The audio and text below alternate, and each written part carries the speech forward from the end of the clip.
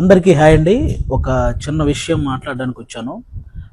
సుగాలి ప్రీతి అమ్మగారిని నేను ఒకటే అడగదలుచుకున్నాను. అమ్మ, మీరు మీ పాప గురించి ఎప్పటి నుంచో పోరాడుతున్నారు. కనీసం ఏ గవర్నమెంట్ అయినా దాని గురించి ఎప్పుడైనా స్పందించిందా అమ్మ? ఎప్పుడైతే పవన్ కళ్యాణ్ గారు మీ ఇష్యూని రైజ్ చేశారో అప్పుడే సుగాలి ప్రీతికి ఇంత అన్యాయం జరిగిందని అందరికీ తెలిసిందే.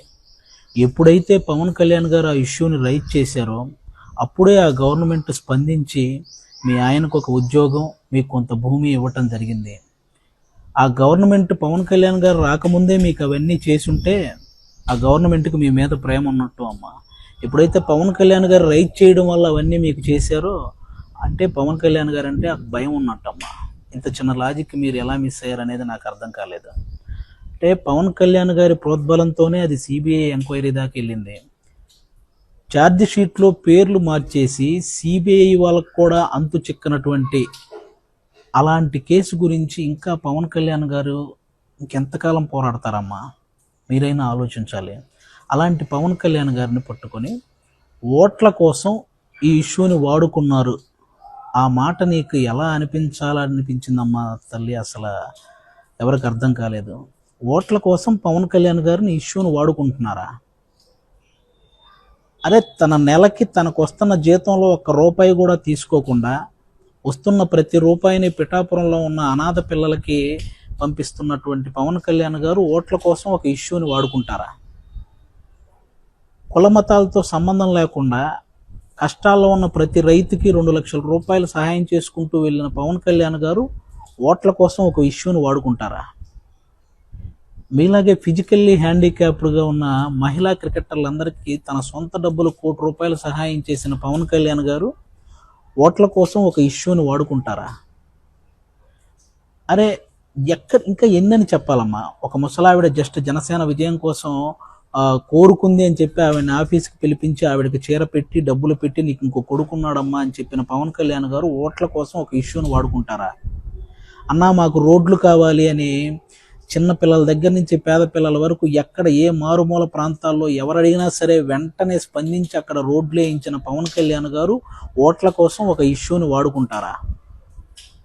తిరగడానికి ఫ్యాను, వెలగడానికి బల్బు ఉండదని తెలియని మన్యం ప్రాంతంలో ఒక బల్బు, అలాగే వాళ్ళ జీవితాల్లో వెలుగునించి వాళ్ళకి నడవడానికి చెప్పులు, తిరగడానికి రోడ్లు వేయించిన పవన్ కళ్యాణ్ గారు ఒక ఇష్యూని ఓట్ల కోసం వాడుకుంటారా?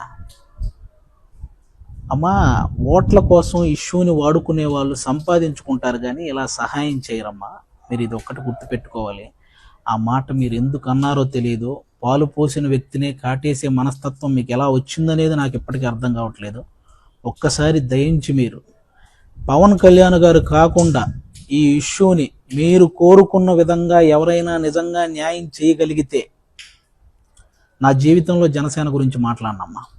మీరు పక్కన వాళ్ళ మాటలు విని పవన్ కళ్యాణ్ గారిని విమర్శించడం ఆపేస్తే బెటర్ అని నా ఫీలింగ్ అమ్మా.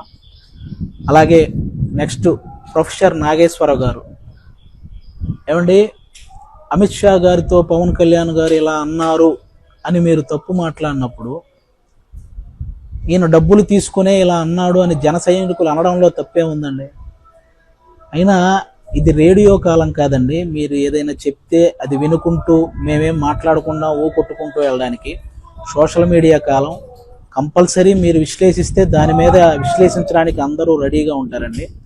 కాబట్టి ఈ విశ్లేషణ అనేది మీరు కూడా అది తప్పు అవడం వల్లే కదా మీరు మీ మాటలను విత్డ్రా చేసుకున్నారు. మరి తప్పు చేసిన తర్వాత కూడా మళ్ళీ ఇంకా డిబేట్లు, డిస్కషన్లు ఏంటండి? పవన్ కళ్యాణ్ గారి విషయంలో మీరు మాట్లాడింది తప్పు, మ్యాటర్ ఓవర్. మీరు తప్పు చేసినా కూడా ఆయన అంటే నాకు ఇంకా గౌరవం ఉంది అని అన్న పవన్ కళ్యాణ్ గారు గొప్ప వాళ్ళ, తప్పు చేసి కూడా ఇంకా పవన్ కళ్యాణ్ గారి మీద అందరినీ కూర్చోబెట్టి తిట్టిస్తున్న మీరు గొప్ప వాళ్ళ? ఒకసారి ఆలోచించండి. ఎందుకంటే ఆ వ్యక్తిని విమర్శించినప్పుడు లేకపోతే ఆ వ్యక్తి గురించి తప్పుగా మాట్లాడినప్పుడు ఆయన అభిమానించిన వాళ్ళు ఆటోమేటిక్గా రియాక్ట్ అవుతారు. అందరినీ ఆపలేం కదా, అందరూ ఆయనలాగా ఉండరు కదా. కాబట్టి ఇది ఒకసారి మీరు ఆలోచించాలని మనస్ఫూర్తిగా కోరుకుంటున్నాను. ఇంకా అంబటి రాంబాబు గారు, పేరు నాని గారు, ఇంకా కాపు కులానికి సంబంధించిన కొంతమంది వ్యక్తులు మాట్లాడితే పవన్ కళ్యాణ్ గారు కాపు కులాన్ని తాకట్టు పెట్టాడు అంటుంటారు. అయ్యా, ఇన్నేళ్ల రాజకీయ చరిత్రలో కాపు కులం నుంచి పవన్ కళ్యాణ్ గారి లాంటి స్థాయికి ఎదిగిన వ్యక్తి ఒక్కరైనా ఉన్నారా? ఈరోజు ఆంధ్రప్రదేశ్ని చంద్రబాబు నాయుడు గారితో పాటు ఈక్వల్గా పరిపాలిస్తున్న పవన్ కళ్యాణ్ గారు అంటే కాపు కులాన్ని తాకట్టు పెట్టినట్ట, కాపు కులాన్ని నిలబెట్టినట్ట? అయినా దేశాన్ని గురించి పాటుపడుతున్న వ్యక్తికి ఒక కులాన్ని అంటగట్టడం ఎంతవరకు కరెక్ట్? అసలు కులానికో మతానికో అలా అలా ఆ పిచ్చి ఉన్న వ్యక్తి అతను. అందరినీ సమానంగా చూసే వ్యక్తి, అన్ని కులాలని అన్ని మతాలని తన వెంట నడపాలనే వ్యక్తి. ఆయన సనాతన ధర్మం అనేది హిందూ ధర్మాన్ని ప్రేమిస్తున్నట్టు, ఇతర ధర్మాలని గౌరవిస్తున్నట్టు, అంతేగాని ఓన్లీ హిందువుల్ని వెనకేసుకొస్తున్నట్టు కాదు. ఆయన చుట్టూ ఎంతమంది క్రైస్తవ మతానికి చెందిన వాళ్ళు, ఎంతమంది ముస్లిం మతానికి చెందిన వాళ్ళు ఉంటారో నాకు తెలుసు. వాళ్ళందరికీ ఆయన ఎంత వాల్యూ ఇస్తాడో నాకు తెలుసు. వాళ్ళందరినీ ఎంత ఎంకరేజ్ చేస్తాడో. ఇలా కుల మతాల భేదాలు చూసుకుంటే ఇంతమందికి సహాయం చేయగలుగుతాడా అండి? ఆయన చెప్పే దాంట్లో అర్థాన్ని వెతకాలి, కానీ ఇలా ప్రతి దాంట్లో అర్ధరహితంగా మాట్లాడి ఆయన్ని విమర్శించాలనుకుంటున్న ప్రతి ఒక్కరూ కూడా ఇవి మానుకోవాలి. ఎందుకంటే మీ ఇష్యూ హైలైట్ అవ్వడానికి, లేకపోతే మీరు హైలైట్ అవ్వడానికి పవన్ కళ్యాణ్ గారిని సాఫ్ట్ టార్గెట్ చేస్తున్న ప్రతి ఒక్కరికి ఒకటే చెప్పదలుచుకున్నాను, ఇలాంటివి చేస్తే కనీసం మీ ఇంట్లో వాళ్ళు కూడా మిమ్మల్ని అసహించుకుంటారు. కాబట్టి ఇవి మానుకోండి. Thank you.